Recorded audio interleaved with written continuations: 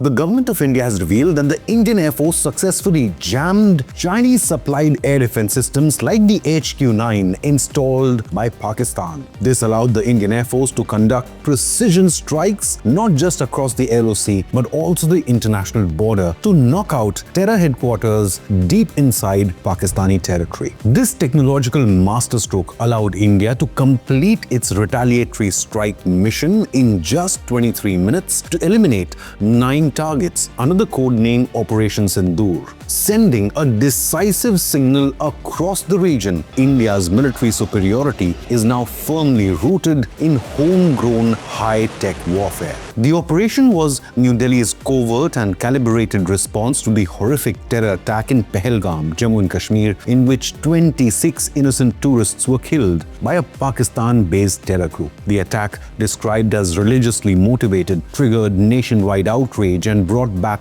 bitter memories of past Pakistan-linked terror strikes. But unlike previous Indian responses, Operation Sindoor was significantly different. It was quicker, sharper, and more technologically sophisticated than anything the region has seen.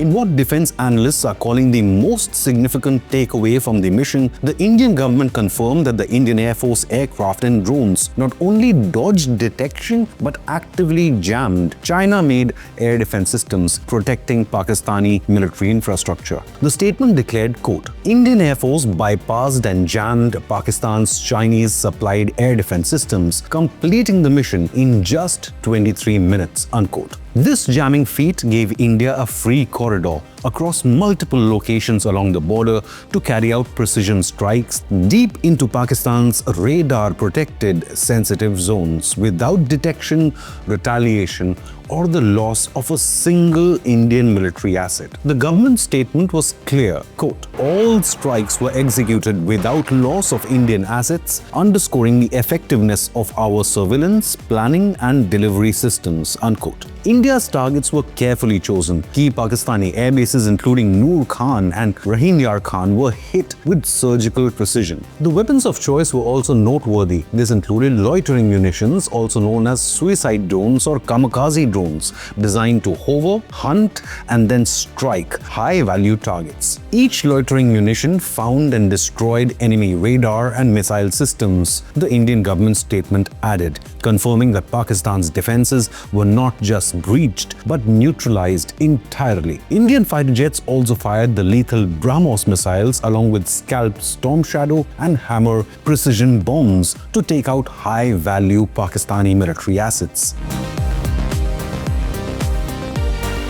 India showed how its indigenous air defense systems outclassed Pakistan's foreign imports, especially Chinese missiles and Turkish drones. Operation Sindoor produced concrete evidence of hostile technologies neutralized by Indian systems, the government statement noted. Recovered wreckage showed that Chinese-made PL-15 air-to-air missiles failed to strike any Indian fighter jet. Turkish-made drone swarms were blown out of the sky by Indian Akash Air Defence System, while Pakistani long-range rockets too were intercepted and destroyed by Indian Missile Defence Shield. India backed this with forensic evidence. Parts and debris were retrieved and identified. Multiple satellite images confirmed Indian claims, adding credibility to the mission's claims and demonstrating that India's indigenous air defense and electronic warfare systems have reached global parity, if not superiority. India's space agency, ISRO, also played a vital role in this mission, tracking movements from above. ISRO chairman V. Narayanan revealed on the 11th of May that 10 satellites were dedicated solely to the Indian military for surveillance at the time of operation. This real-time space-based intelligence allowed Indian troops and forces to track, plan, and strike with flawless coordination. Despite the high-impact nature of Operation Sindoor, India made it clear that it never crossed the line of control or the international border. The statement emphasized that the strikes were deliberate, precise and strategic with no need for territorial incursion. This restraint by the Modi government sent a dual message to the global community. India can punish terror sponsors without provoking a full-scale war, and it can do so using its own cutting-edge defense technology. Perhaps the biggest takeaway from this strike was how Bharat's made-in-India weaponry performed under real combat pressure. Battle-tested platforms like the Pechora missile system, OSA-AK, LLAD or low-level air defense guns, and the indigenous Akash missile system were part of the defense architecture. Together, they created a layered shield that successfully countered each and every incoming projectile or a threat, including swarm drones. The Indian government statement added, quote, "Beyond tactical brilliance, what stood out was the seamless integration of indigenous high-tech systems into national defense. Whether in drone warfare, layered air defense, or electronic warfare, Operation Sindoor marks a milestone in India's journey towards self-reliance." Unquote.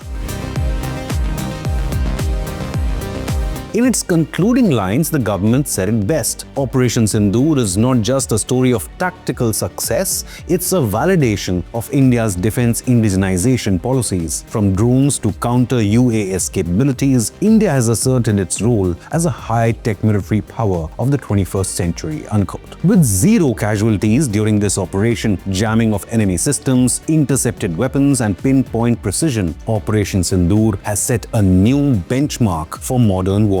India has countered not only Chinese technology but also the overhyped threat of Turkish drone swarms. New Delhi has sent a loud and clear signal not just to Pakistan but to the wider world that India no longer waits, warns or watches. Bharat responds with speed, science and sovereignty. Have your say. Will this conflict see the emergence of India as a powerhouse in global defense exports? Leave a comment with your opinion, hit the like button and subscribe to Inconnect News.